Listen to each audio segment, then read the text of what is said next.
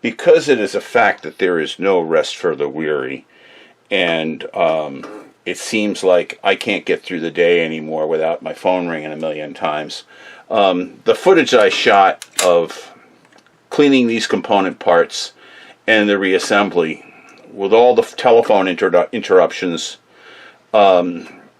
it's kind of disjointed and useless. However, I've got some really good stuff here on taking apart the hook and getting it back on the machine. So we're going to pick up part 2 of Lori's 221 there. But before we go, you'll see that yeah, everything in the needle bar area, the whole needle bar box is nice and clean, and it's working beautifully.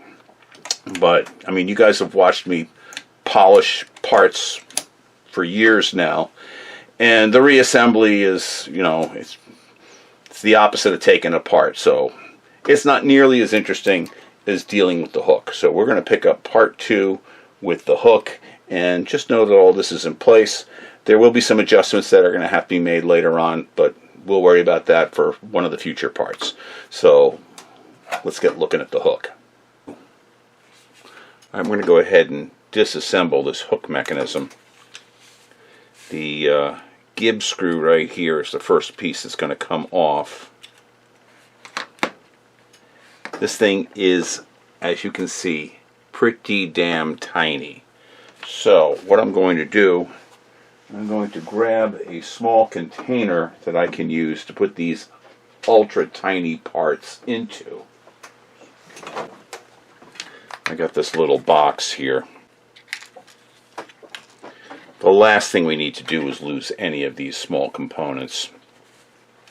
And go ahead and move the gib out of the way. And we're going to take out the bobbin case back plate. Now you see there's a lot of shmoo on here and a lot of oil. I did kind of throw some oil on this, some Croil on this to loosen this up earlier. I did that off camera. And this is pretty filthy. And you can see in here where the Croil has been going to work, loosening up old deposits of shmoo. So, alright, we've got that off. Now, there's a tiny screw back here that holds the end of the gib arm. And that did not come off when I thought it did. Come on out. There we go. If you thought the last screw was small, that thing's like not much bigger than a tick. And then we'll take the thread shield screw off. Once again, this is the largest screw that's on the hook assembly itself. So, I'm just going to close that up, set that to the side. Actually, I have to do something with the set screws here too. We'll take the set screws off as well. Almost forgot about those. Those are both the same size. There's 2 of them. They are identical. I'm just going to throw them in my box with the screws. There we go. Now, you can see there's a lot of crud on the back of this. So I'm going to clean this up and clean all of these parts up, clean them and polish them, and then we're going to put this all back together again. So let's pull the gib off. There it goes. And you see it's pretty nasty as well. There's a lot of staining on here, and that staining is old oil. So, how are we going to clean this? Well, my favorite way of cleaning this kind of stuff is by polishing. We'll start with the gib real quick. Once again, I'm going to use my old standby, the rotary tool 1-inch hard felt pad, or a wheel, and some white compound. I'm just going to show you, I did that, just hit that one section. You can see the color difference there. Let me wipe that off. You can really see the difference in the way that that cleans up. It does not take a whole heck of a lot of effort. You'll also note that I'm doing it against a wooden block. And I'm doing it against a wooden block because I don't want to take a chance of bending anything, and by supporting it against the wooden block I kind of prevent that from happening. Now it's getting awfully warm, so I'm going to use a paper towel between this and my fingers. And we're just going to polish this one side up a little bit, swing it around.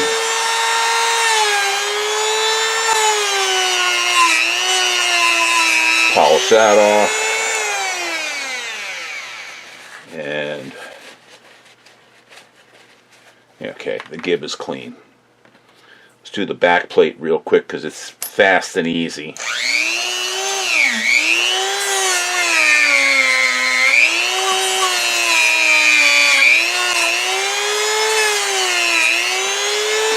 Although, once again, these parts do get real hot doing this.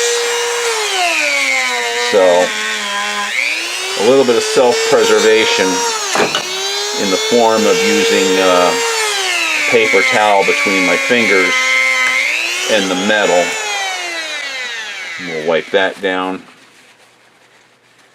And that side's nice and clean now. See the other side? It's actually looking pretty good, but we're going to hit it up real fast anyway. Unfortunately, the block of white compound I'm using is running really low, so it's chattering around down in the drawer where I keep it. So it's kind of making noise on me when I go hit it. Okay. Let's wipe the buffing dirt off of that. And that part is now nice and clean.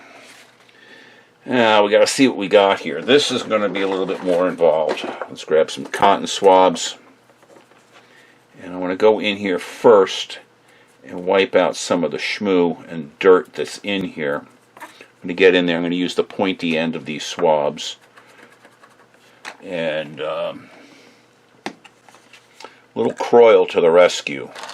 Croil will cut through a lot of that crud that's in there. And old oil that's in it, the Croil will cut through it and knock a lot of that off. And why am I doing it this way on these? Because I don't want to put a polishing point down into this portion of the hook. There's too great of a chance of damaging something. So I'm going to clean this the old-fashioned way, the old scrub-a-dub-dub method. Get these surfaces cleaned out with the oil. Give her a wipe down. Now this large flat surface here I am going to hit.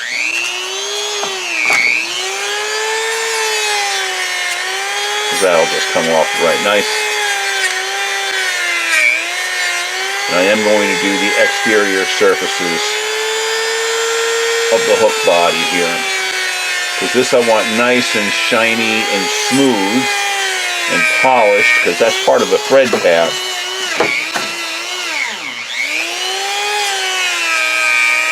But I am going to have to work a little and then let it sit for a little bit. Because as this gets hot, I'm going to have to set it down and let it cool off.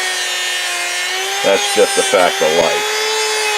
And right now, that's about as much of that as my fingertips are going to tolerate. So we'll go ahead, and while that's cooling off a little bit, I'm going to throw a little bit of Croil inside the bobbin case backplate portion of the hook assembly and get in there and scrub some of this dirt out of here with a cotton swab, and everything being loosened up by Croil. And then we'll get in and get the corners and polish that out, or I should say wipe it out really well. And the back surface of this we're going to polish up. But actually we're going to put a different polishing point on eventually and hit this a little bit more. But for the moment, let me wipe off some of this Kroil.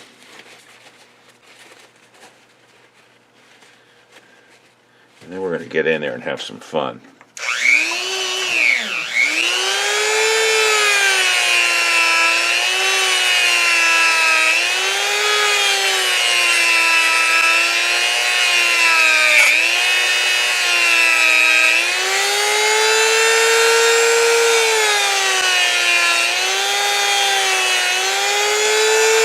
Okay, that's getting a little warm on the fingers.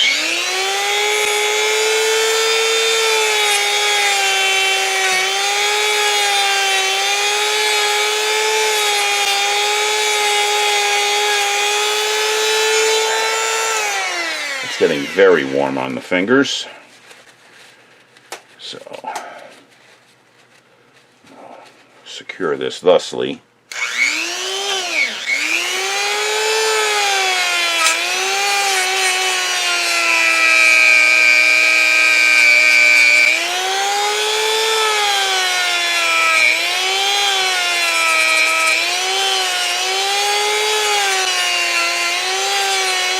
Alright, that's going to take multiple passes, because that right now is uncomfortably warm.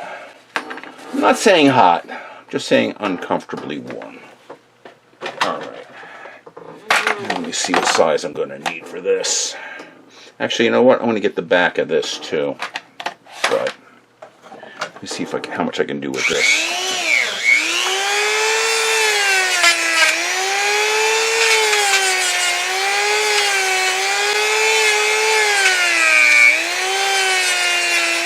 I'm going to have to change over to a different point in a moment.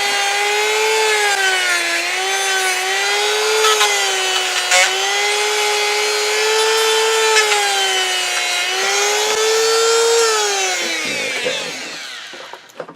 I'm also going to change off this 1-inch disc.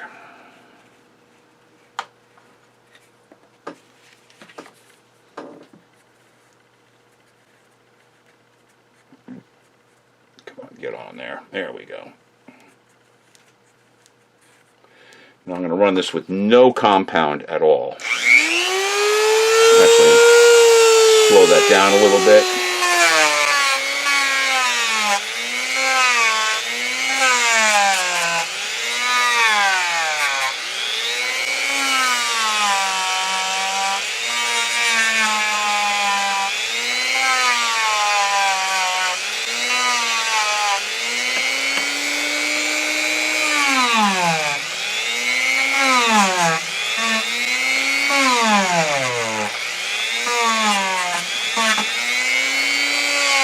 You'll note I've slowed this motor down considerably now. I have been running it up at around 5 or 6 on the speed controller. I'm down to about 3 now. And I'm not using any compound at the moment. I'm just running a brand new hard felt on it.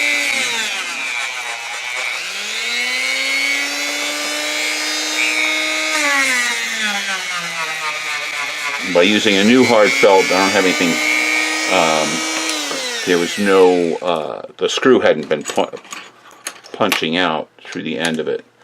So, we'll take that off and we'll put on a cylinder. Once again, oops, I'm not putting any compound on it.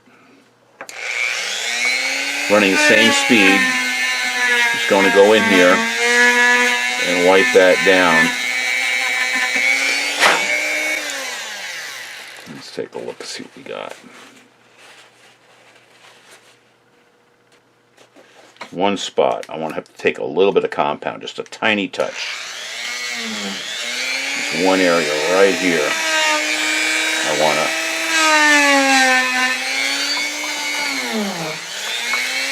put a little bit of compound on that.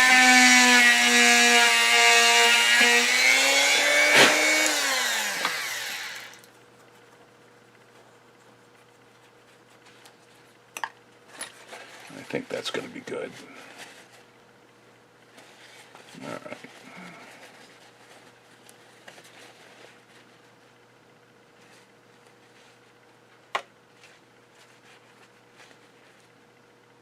Okay. And just get into that area there a little bit.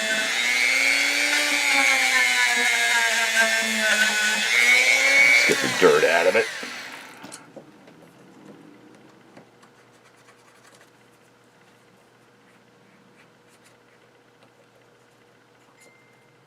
Okay. And let's take one last look at this portion of the bobbin case backing plate, and we're going to get in here.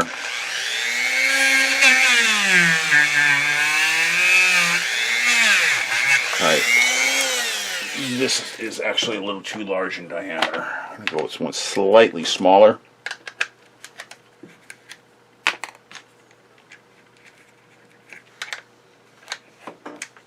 Okay. When you get to these inside surfaces here,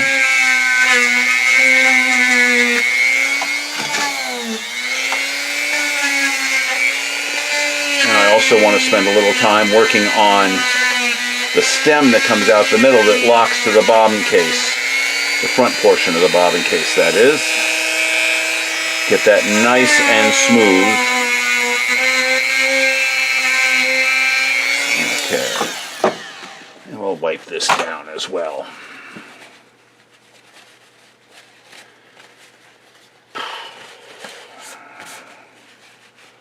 Okay, and oops, get that out of the way. And we're going to go ahead and wipe all this out.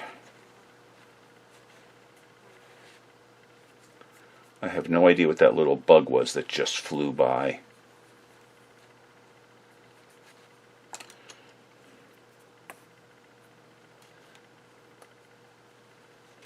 Okay, how clean is that? That actually looks pretty darn good. Buff off the back again. Now real quick, I just want to see how the bobbin case is going to latch onto this. I haven't cleaned this bobbin case yet. Just going to see how it's going to click. If it's going to click. And it did. Alright, that's going to be fine. Okay. Let's put this puppy back together again. Alright. My least favorite part of doing this, we'll do the hard part first. And that is getting the gib arm lined up. Now we have this little tiny hole here, and then we have a hole there, and that's where all of the magic is going to happen. Because we got to get, I'm looking through here, and I want to get that lined up for the screw. So I'm going to use this dental instrument to go through, make sure I've got it pretty much lined up. That looks like it's lined up. Okay. And I have my screw, which, wow, it fell right into place. Okay, and that one's in. Oh, outstanding. That's working nicely. Okay, we have on the bobbin case back plate, we have all of these diagonal slices in here. I'm using one of these little dental floss thingies. I'm going through and just cleaning out any crud from the buffing process that might be in there. And you'll see it's quite a bit coming off on the dental floss here. So yeah, we do what we do. We do what we can to get everything as clean as possible. I'm going to grab a second one of these. And just a couple of passes just to make sure we have all of the crud out of those little slots. And there we go. Alright. Now, let me just double check that I've got all the crap out of the base here, and there was a piece that's coming out now. Okay, that's good. So we'll go ahead and put the back plate back in. It goes just like that, and then we bring the gib arm over, and that's in position, and we grab the tiny gib screw, which is not as small as the gib pivot screw that we put in first.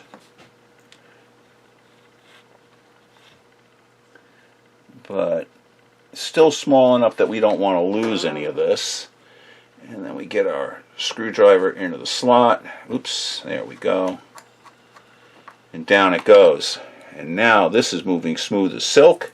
Very nice. We have our back plate in position on the back of the hook. We get our screw started and then snug it down. Then of course all that's left is to put our set screws back in, and then our hook assembly will in fact be serviced and ready to go back.